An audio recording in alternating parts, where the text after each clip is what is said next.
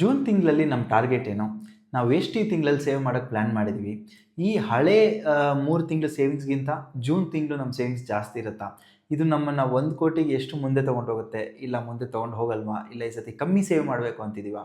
ಅಂತ ನೋಡೋದೇ ಈ ವಿಡಿಯೋ. ಬನ್ನಿ ವಿಡಿಯೋ ಒಳಗಡೆ ಹೋಗೋಣ. ಎಲ್ರಿಗೂ ನಮಸ್ಕಾರ. ನಾನು ವಿನೋದ್. ಇದು ನನ್ನ ಚಾನಲ್, ನನ್ನ ಆರ್ಥಿಕ ಹಾದಿ. 3 ವರ್ಷದಲ್ಲಿ 1,00,00,000 ಸೇರಿಸ್ತಿರೋ ನನ್ನ ಈ ಜರ್ನಿನಲ್ಲಿ ಆಲ್ಮೋಸ್ಟ್ ಇವತ್ತು 103ನೇ ದಿನ, 103rd ಡೇ.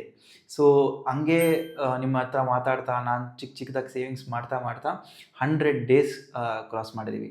ಸೊ ಪರ್ಸ್ನಲಿ ಇದು ನನಗೆ ತುಂಬ ಖುಷಿ ಕೊಡೋಂಥ ವಿಚಾರ.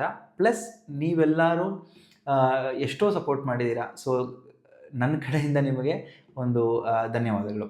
ಸೊ ಮಾರ್ಚಲ್ಲಿ ನಿಮಗೆ ಗೊತ್ತು, ನಾವು 11,000 ರುಪೀಸ್ ಅಂದಾಜು ಸೇವ್ ಮಾಡಿದ್ವಿ. ಏಪ್ರಿಲಲ್ಲಿ ಆಲ್ಮೋಸ್ಟ್ 19,000 ಚೇಂಜ್ ಸೇವ್ ಮಾಡಿದ್ವಿ.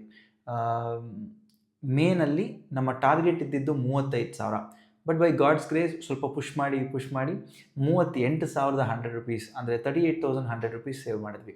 ಸೊ ಈಗ ನಾನು ಜೂನ್ಗೆ ಯೋಚನೆ ಮಾಡ್ತಿದ್ದೆ, ಎಷ್ಟು ಸೇವ್ ಮಾಡೋಕ್ಕೆ ಟ್ರೈ ಮಾಡೋಣ ಅಂತ. ಫಸ್ಟು 35,000 ಮಾಡೋಣ ಅಂದ್ಕೊಂಡೆ. ಆಮೇಲೆ ಒಂಚೂರು ಕಮ್ಮಿ ಮಾಡಿ, ಯಾಕಂದರೆ ಇವಾಗ ಈ ತಿಂಗಳಲ್ಲಿ ಸ್ವಲ್ಪ ಬೇರೆ ಕಮಿಟ್ಮೆಂಟ್ಸ್ ಇತ್ತು.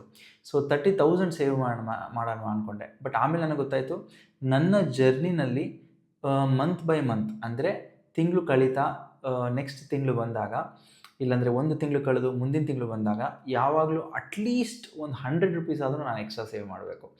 ಇಲ್ಲಾಂದರೆ ಆ ಜರ್ನಿನೂ ಸ್ವಲ್ಪ ಸ್ಲೋ ಆಗುತ್ತೆ. ಪ್ಲಸ್ 1,00,00,000 ಅನ್ನೋದು ನಾವು ಯೋಚನೆ ಮಾಡೋದಕ್ಕೇ ನನ್ನ ಸ್ಟೇಟಸ್ಗೆ ಒಂದು ದೊಡ್ಡ ದುಡ್ಡಾಗಿರುವಾಗ ನಾನು ಸೇವಿಂಗ್ಸಲ್ಲಿ ಸ್ವಲ್ಪ ಹಿಂದುಳಿದೆ ಅಂದರೆ ತುಂಬಾ ಕಷ್ಟ ಆಗ್ಬಿಡುತ್ತೆ ಅದನ್ನು ರೀಚ್ ಆಗೋದು.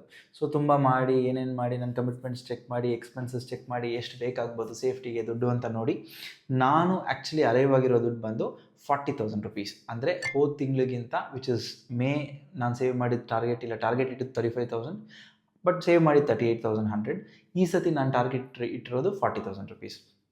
ಸೊ ನೋಡೋಣ, ಇದು ತುಂಬಾ ಕಷ್ಟ ಆಗುತ್ತೆ. ಯಾಕಂದರೆ 40,000 ಅಂದರೆ ಆಲ್ಮೋಸ್ಟ್ ಪ್ರತಿದಿನ 1,000 ಚಿಲ್ಲರೆ ನಾನು ಸೇವ್ ಮಾಡಬೇಕು ಅಲ್ವಾ. ಸೊ ಅದು ಅಷ್ಟು ಈಸಿ ಅಲ್ಲ. ಬಟ್ ಟ್ರೈ ಮಾಡದೆ ಬೇರೆ ಆಪ್ಷನ್ ಇಲ್ಲ. ಯಾಕಂದರೆ ಒಂದು ಗುರಿ ಅಂತ ನಾನು ಇಟ್ಕೊಂಡಾಯಿತು. ಕಷ್ಟಪಟ್ಟು ಸೇವ್ ಮಾಡಿದ್ರೇ ಆ ಗುರಿ ತಲುಪೋದು ಅಂತಲೂ ನನಗೆ ಗೊತ್ತಾಗಿದೆ. ಸೊ ಒಂಚೂರು ನಾವು ಯಾಮಾರಿದ್ರೂ ನಮ್ಮ ಗುರಿಯಿಂದ ನಾವು ಡಿವಿಯೇಟ್ ಆಗಿಬಿಡ್ತೀವಿ. ಸೊ ಯಾವುದೇ ಕಾರಣಕ್ಕೂ ಡಿವಿಯೇಟ್ ಆಗದೆ ಸೇವ್ ಮಾಡಬೇಕು ಅಂತಲೇ ನಾನು ಅಂದ್ಕೊಂಡಿದ್ದೀನಿ. ಆಲ್ಮೋಸ್ಟ್ ಈ ತಿಂಗಳು, ಇವತ್ತು ಈ ವಿಡಿಯೋ ನಿಮಗೆ ಬರುವಾಗ 15ನೇ ತಾರೀಕಾಗಿರುತ್ತೆ. ಸೊ 15ನೇ ತಾರೀಕು ತನಕ ನಾನು ಒಂದು ದಿವಸನೂ ಮಿಸ್ ಮಾಡಿಲ್ಲ. ಎಲ್ಲ 15 ದಿವಸನೂ ನಾನು ಸೇವ್ ಮಾಡಿದ್ದೀನಿ. ಪ್ಲಸ್ ಈ ವಿಡಿಯೋನಲ್ಲಿ ನಾನು ಹೇಳ್ತೀನಿ ಮಿಸ್ಟ್ರಿ ಬಾಕ್ಸಲ್ಲಿ ಇವತ್ತು ನಾನು ಸೇವ್ ಮಾಡಿದೆ ಅಂತ. ಸೊ ಇದನ್ನೇ ಹೇಳಬೇಕು ಅಂತಿತ್ತು. ಸೊ ಈ ತಿಂಗಳು ನಾನು ಇಟ್ಟಿರೋ ಟಾರ್ಗೆಟ್ ಬಂದು 40,000, 40,000 ರುಪೀಸ್. ನೋಡೋಣ, ಹೋದ ಸತಿಗಿಂತ ಈ ಸತಿ 5,000 ಎಕ್ಸ್ಟ್ರಾ ಸೇವ್ ಮಾಡೋದು ಮ್ಯಾನೇಜ್ ಮಾಡ್ಬೋದಾ ಇಲ್ವಾ, ಸೇವ್ ಮಾಡೋದಕ್ಕೆ ಆಗಲ್ವಾ, ಇಲ್ಲ ಹಂಗೆ ಹಿಂಗೆ ಮೇಲೆ ಕೆಳಗಡೆ ಆಗುತ್ತಾ ಅಂತ. ಸೊ ಟಾರ್ಗೆಟ್ ಏನೋ ಇಟ್ಟಿದ್ದೀನಿ. ಎಷ್ಟು ಪ್ರಾಕ್ಟಿಕಲಿ ಆ ಟಾರ್ಗೆಟ್ನ ಎಷ್ಟು ಈಸಿಯಾಗಿ ತಲುಪ್ತೀನ ಇಲ್ವಾ ಅಂತ ನೋಡೋದಕ್ಕೆ ನೀವು ಇನ್ನೊಂದು 15 ಡೇಸ್ ವೆಯ್ಟ್ ಮಾಡಬೇಕು. ಸೊ ಈ ಇನ್ಫಾರ್ಮೇಷನ್ ಜೊತೆ ನಾನು ಈ ವಿಡಿಯೋ ಮುಗಿಸ್ತಾ ಇದ್ದೀನಿ. ಸೊ ತಿರ್ಗಾ ಮುಂದಿನ ಒಂದು ಒಳ್ಳೆ ವಿಡಿಯೋ ಜೊತೆ, ನಾನು ಒಳ್ಳೆ ಟಾಪಿಕ್ ಜೊತೆ ತಿರ್ಗಾ ನಿಮ್ಮನ್ನು ವಿಡಿಯೋ ಮೂಲಕ ಭೇಟಿ ಮಾಡ್ತೀನಿ. ಸೊ ನಾನು ಯಾವಾಗಲೂ ಹೇಳೋ ಥರ, ನಿಮ್ಮ ಅಮೂಲ್ಯವಾದ ಟೈಮನ್ನು ಒಂದು ಸ್ವಲ್ಪ ನಿಮಿಷ ಪ್ರತಿ ವಾರದಲ್ಲಿ ಒಂದು 3 ಲಾಂಗ್ ವಿಡಿಯೋ ಹಾಕ್ತೀನಿ ನಾನು. ಸೊ ವಾರದಲ್ಲಿ 3 ದಿವಸ ನನಗೋಸ್ಕರ ಸ್ಪೆಂಡ್ ಮಾಡೋದಕ್ಕೆ ನಾನು ಎಷ್ಟು ಥ್ಯಾಂಕ್ಸ್ ಹೇಳಿದ್ರು ಅದು ಸಾಕಾಗಲ್ಲ. But still wholeheartedly thank you. So ಇದೇ ಥರ ಸಪೋರ್ಟ್ ಮಾಡ್ತಾಯಿರಿ. ನಿಮ್ಮೆಲ್ಲರಿಗೂ ಗೊತ್ತಿರೋ ಥರ ನಾನು ನಿಮ್ಮ ವಿನೋದ್. ಇದು ನನ್ನ ಚಾನಲ್, ನನ್ನ ಆರ್ಥಿಕ ಹಾದಿ. ನಮಸ್ಕಾರ.